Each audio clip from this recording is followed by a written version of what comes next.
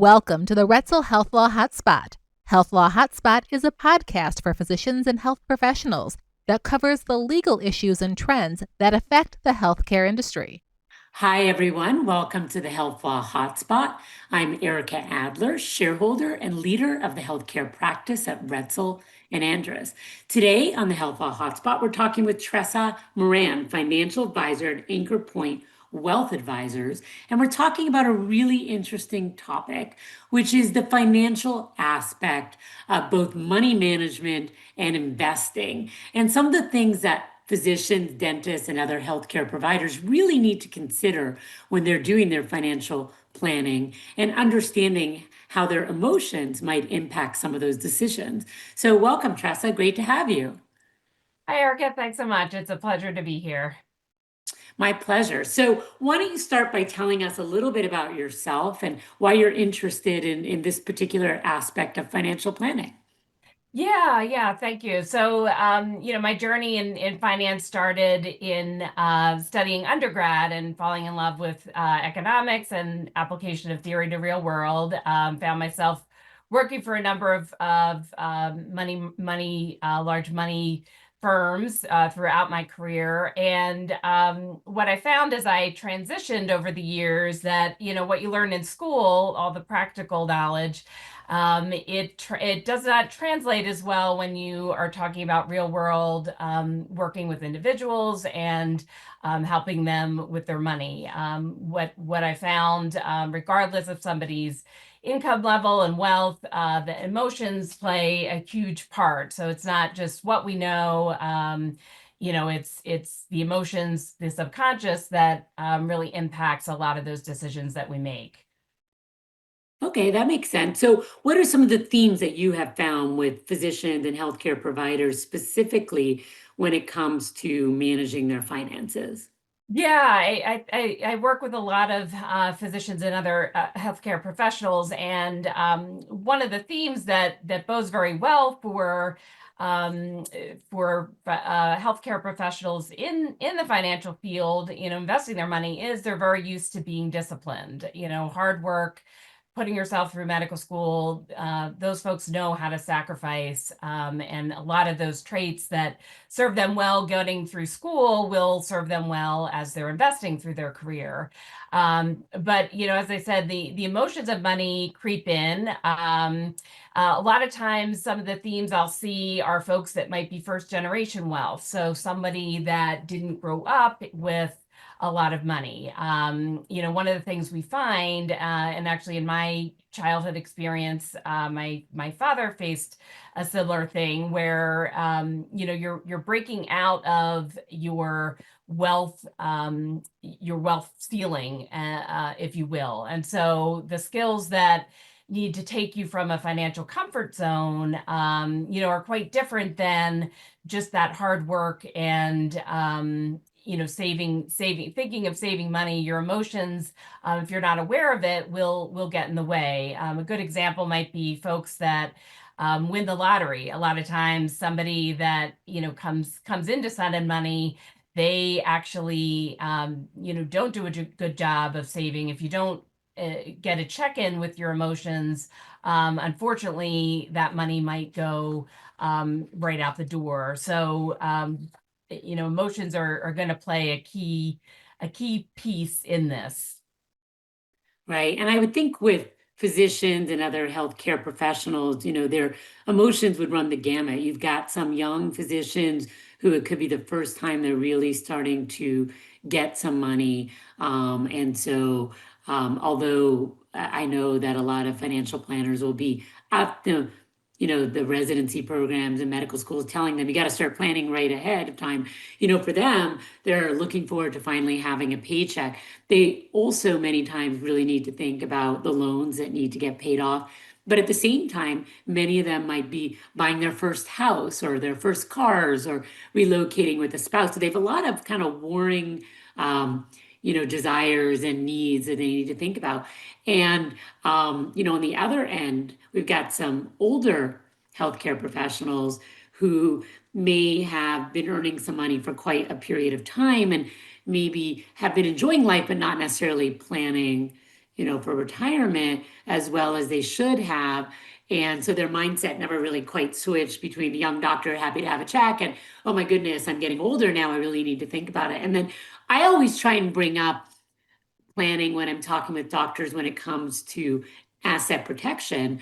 And by that, I do mean partially that if you're sued and, creditors try to come after that money, but I also mean protecting your family so that if something happens to you, that you're protected. And that could be death, obviously. We want to make sure that, and I'm not an estate planning lawyer, we want to make sure that you're well prepared, but also disability insurance, which is a really big deal. And a lot of young physicians and other healthcare professionals in particular feel quite invincible. They've been through medical school, they're surgeons, they're practitioners, whatever it is, and nothing's going to happen to them and they're fine. But one of the saddest things that I come across are physicians who do become ill or disabled and literally have spent so many years becoming doctors that they don't really know how to do anything else or they're not open to alternative careers. And so I always try and direct them very early on to talk to financial planners to really think about these kinds of things that are very, in some ways, physician specific in terms of mindset. And I don't know if you come across those issues as well. Yeah, I think that's a great point. And I'd say, historically, the industry that I'm in, the financial planning investment world, it was very driven on investments. A lot of my career and the learning, you're just focused on how to build that portfolio. What are those asset classes? How could you generate alpha for your clients? Did you beat your benchmark? But as things evolve and have changed, the planning work is the most important. And to your point, when I'm working with a client, it's having that client build their advisory team, their personal board of directors, which includes your attorney, which includes getting insurance protection, which includes an accountant, and whether it's a coach, professionally as you're going through your career, joining other supportive groups, and it's all extremely important. And I think the other piece of the work that I'm doing with clients that I think is very important is value-based discovery. So it's not just asking about, in those discovery meetings when you're trying to find out that the individual is looking to build your wealth, right? That's typically someone younger in their career. They're looking to perhaps, how to best pay down that debt. How do they get started? And as you noted, getting closer to retirement, do I have enough? So two differing things, but, the theme being, I think if folks can get clear with who they are, what is their life purpose, in addition to just the financial side and being a physician, at the end of the day, what really matters to you. So getting clear on that, and some of the questions that more and more financial professionals are doing, that's the good news out there. I'm just one of many professionals that are asking the questions, what was your history with money like? It can give us some insight into decisions you're making. Do you feel stressed out over money? I recall being at a physician's conference, and I was presenting on this topic of just financial empowerment. And after my session, I had a physician come up very excited that she, had all of her numbers down. But what she shared, which was interesting, was that she didn't always know her numbers when she actually went through a divorce. And one of the questions that was asked of her was, how much do you make, by her attorney? And she just didn't even know the answer. And, there can be a lot of shame in, why don't we know these things? And, I'd say the first step is just getting some awareness. Sometimes it is a triggering event that happens, a death, a divorce, or, as you say, a disability that can happen. But it's never too late to start that process early and get going. So, for those that are younger in their career, learning about these topics, I'd urge anyone to start, at a young age to get started with it. it's very empowering to, the more you know, it's extremely empowering. I definitely agree. What are some ways that you work with clients to assist them to understand their psychology of money then? How do you actually tease that out? Yeah. And it's, money, we're very vulnerable surrounding money. And so, how much do you make? And asking all these questions, I'd say the role that I play is not too dissimilar of a physician of starting that process of discovery. I'm asking the financial questions versus the health checkup questions, right? So there's definitely similarities there. But like I said, some of the value-based work, Brad Klontz is one practitioner out there that has built tons of wealth for financial professionals to utilize. Some of those discovery questions are, what was your early relationship with money like? For couples, it might be asking, how do you each define your level of financial success? You come to the table with different ideas of what that means.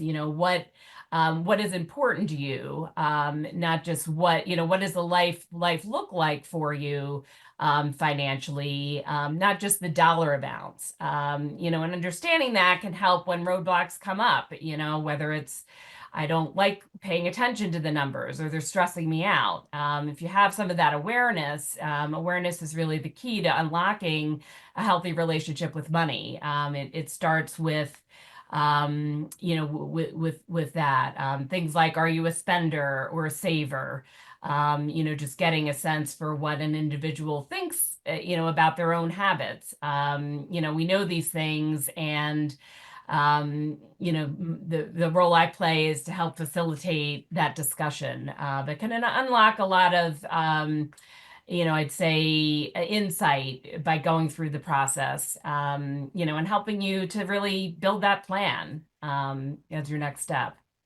Yeah, that makes sense. So, what happens when you're going through that and you kind of come across someone who doesn't actually have a handle on their finances and they start to feel upset that they might be behind, or maybe they're embarrassed or ashamed that they are, haven't planned like all their colleagues? And, how do you address that? Yeah, it's frequent, and I'd say again, it's shining a light on things. We know psychology teaches us that as we avoid things, there can be some relief. It's like the boyfriend coming to you or your husband saying, "We need to talk." Oh, we'll talk later. We push that off. The problem Right. is. Well, initially you actually get a relief. Your emotions feel, actually rise because you're not dealing with things. The problem is the more we push things off, the worse they get. And so, to address things, you will feel a spike of unrest and emotional upset. The good news is that by dealing with those issues over time, that stress actually does go down. And so, there's a story of a monk that goes to the up into the forest to pray, and it has been up for several days on the mountain, and finally he's very tired. It's 3 days later, he's coming down, and he sees in front of him a snake, and what appears to be a snake. He freaks out, gets all sorts of anxiety, finally, lights his match so he can see, and that snake is actually just a rope. And so, so too with a lot of this awareness, it's shining the light on something and dispelling, you're able to take it piece by piece apart, but putting that light on it is really the first step. That makes sense. So, what are the steps then that you can take to really review your finances and figure out if you're on track or if you need to do more? Well, what are you recommending? Yeah, I'll tell from two different perspectives. So from someone that, is a new resident, right? Somebody that's recently completed school, and for both categories, I'd say know your numbers. I mean, you're going to have a lot of debt. Know what that debt is. Know what your interest rates are for that debt. Know how much you're making. Spend time knowing what your budget is. These are some of the basics, but how much are my fixed expenses? That's key. Variable are ones that you can change. Fixed are going to be your your rent, all those things, the interest rate for your loan, and the keys to building wealth are spending less than we make and saving. And the best advice that that I think we can give out there for younger residents are, as you do progress into getting those higher salaries, try to live like a resident for a little bit longer. You've sacrificed this long. If you can keep doing it, you can pay down that debt. And there's a beauty in my financial term called compound interest. The more you invest, the more that grows. And, you can easily be a millionaire in 20 years or so with that discipline that you have. So someone that's a little bit, say somebody that's getting closer to retirement, a different scenario where you've been working, your debt is now paid down, you may have multiple real estate holdings, you're used to a high salary. Hopefully, you've been living under your means. Again, the key thing is knowing what your numbers are, knowing where all of your accounts are. This might be a time to start consolidating to make things easier.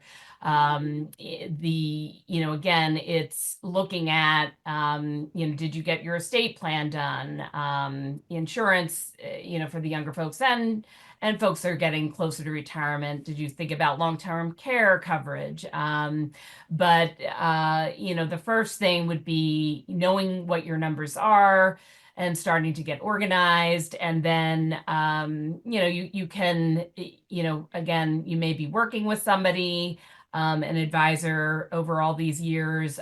Maybe you haven't, but we'll talk a little bit about, how do you find what are things that you can do? And a lot of it you can do on your own. And I would recommend for folks earlier on in their career, learn enough so that you can make some good decisions on your own, be financially empowered by getting educated on the basics.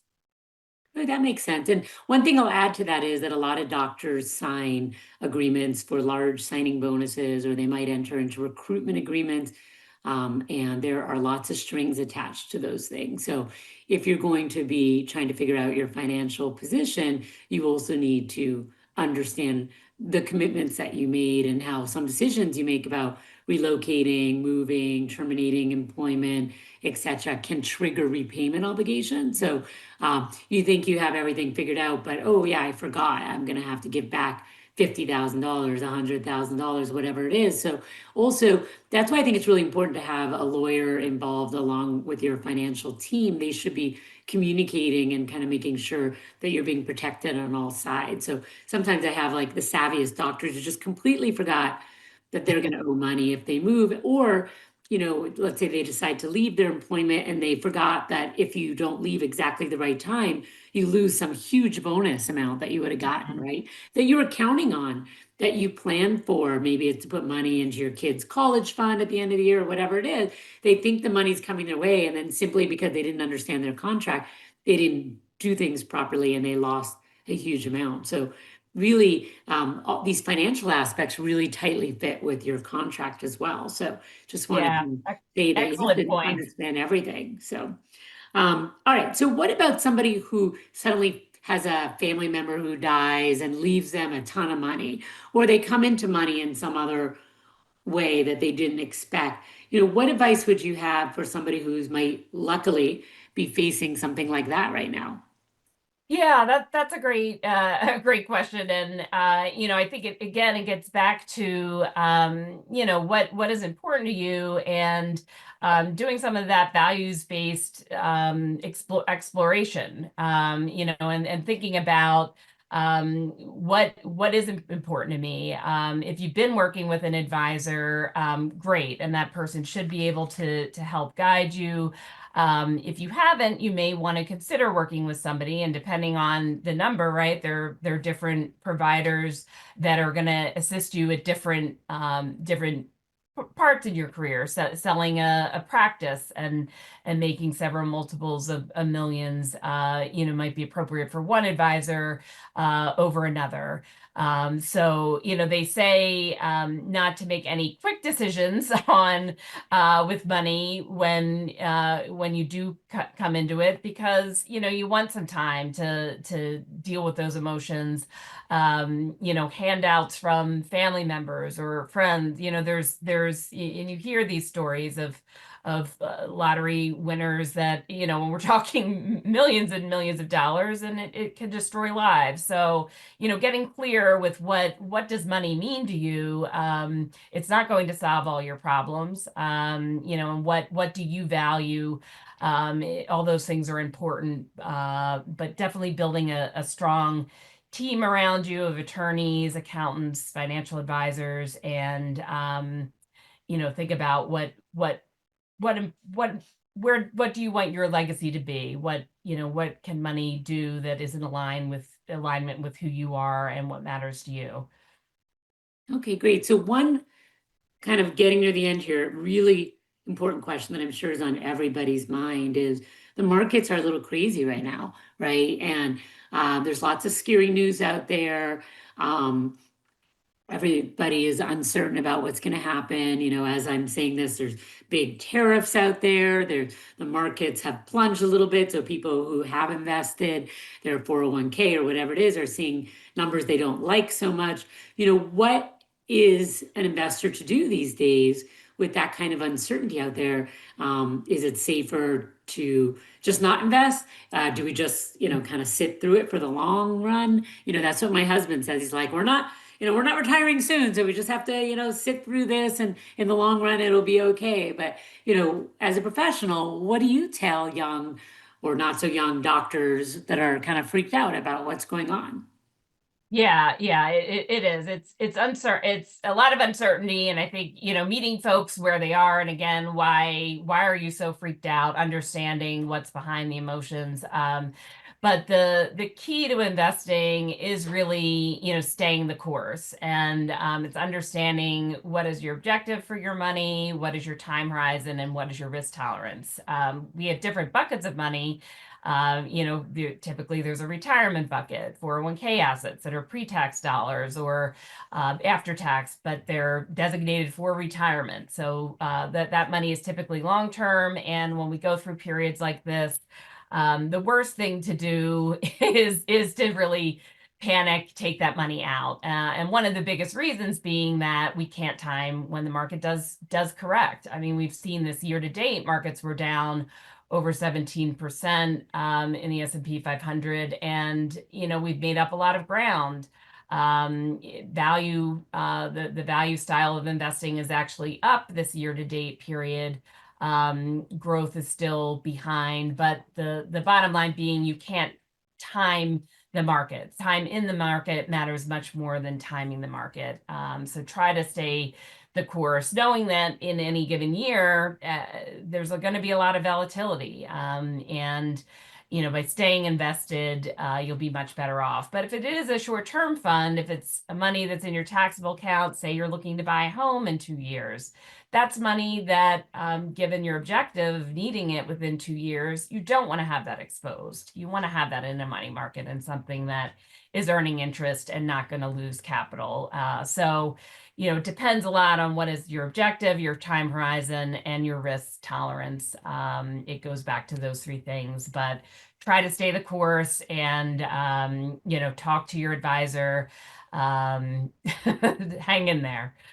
Yeah, I think it's tough whether you're a doctor or not, young, old, there's uncertainty and it makes people nervous. And I think, all we can do is kind of hope for the best and hope that we're getting, good guidance, right? So speaking of that, how do you recommend somebody find, a financial planner that meets their particular goals and needs? I mean, some people just invest, they don't really talk you through your life goals and really kind of your family and your needs and become a partner, so to speak. And, so the different kinds of people out there. How can a doctor listening to this find the right, financial advisor for them?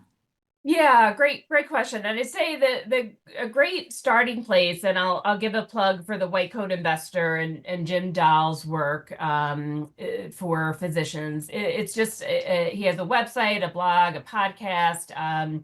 What I really like about his work is that he's very focused on physicians, and whether you're just starting out, just graduating, further on in your career, he's a great place to get you started on the basics. Everybody should we should have a basic knowledge of finance. I'm a big believer in the education component. Love doing seminars and get folks educated, but get yourself educated first. And then depending on where you are in your cycle, you may want to work with somebody that does flat fee work. So there are advisors out there that will do a one-time check in with you. If you're a resident, don't have much money yet, getting started, it may be worth it to pay somebody an hourly rate, a project fee, just to make sure you get started, setting up your Roth accounts. What,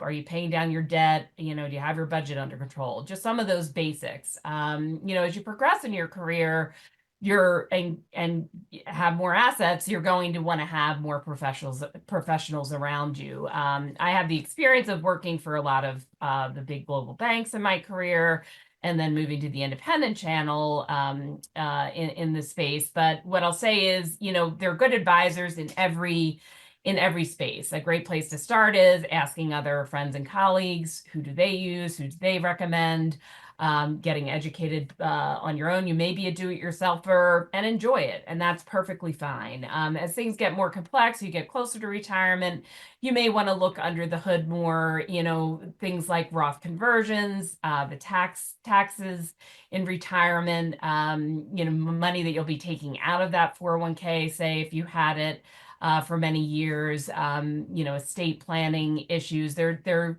can be some more complexity that you may not want to deal with.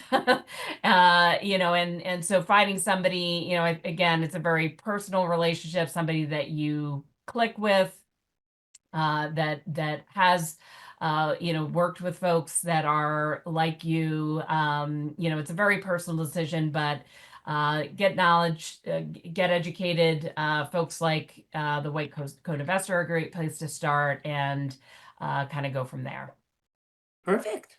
I think that's really helpful. And hopefully everybody listening out there will feel free to reach out to Treasa if you have any questions about anything that she has discussed here, and if you're looking for guidance. And any last thoughts before we wrap up? Just hang in there with the markets and volatility, and it's a long-term game of investing, but the discipline that served you well getting through medical school will serve you well in your investing world as well. Great. All right. Well, thanks to Treasa Moran from Anchor Point Wealth Advisors. And this has been the HealthLaw Hotspot. Please reach out if you have any questions. And otherwise, we'll see you next time. And feel free to check out any of our other episodes at ralaw.com. Thanks so much. The Retzel HealthLaw Hotspot is made available by the firm and its attorneys for educational purposes and to provide general information, not to provide specific legal advice. Use of the Retzel HealthLaw Hotspot does not create an attorney-client relationship between you and the firm or any of its attorneys. The Retzel HealthLaw Hotspot should not be used as a substitute for competent legal advice, and you should contact an attorney in your state about any legal needs or questions you may have.